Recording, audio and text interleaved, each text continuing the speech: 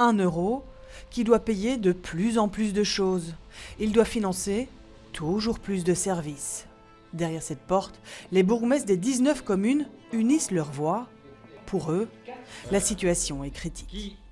Une alerte, un cri d'alarme, enfin un électrochoc, c'est ça qu'on essaye de faire passer. Mais la bombe à retardement est lancée pour 2027 et 2028. C'est la sécurité à Bruxelles qui va être menacée. Selon les communes, les décisions prises aux différents niveaux de pouvoir pourraient coûter jusqu'à 1,2 milliard d'euros supplémentaires, alors que les finances, elles, sont déjà dans le rouge. Ce chiffre devrait être payé par les communes. Et qui payent dans les communes, ce sont les contribuables et les citoyens.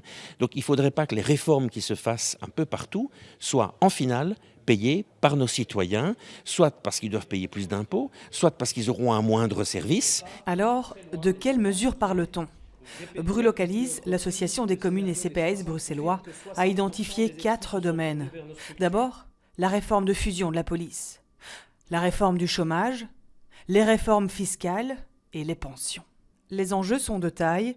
Pour la police, par exemple, la création d'une zone unique entraînera des coûts très importants. Pour informatiser cette nouvelle zone unique de police, c'est un investissement de 15 millions d'euros.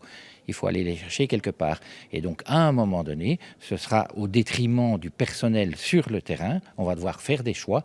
Quant au CPAS, il n'arrive déjà plus à suivre les demandes.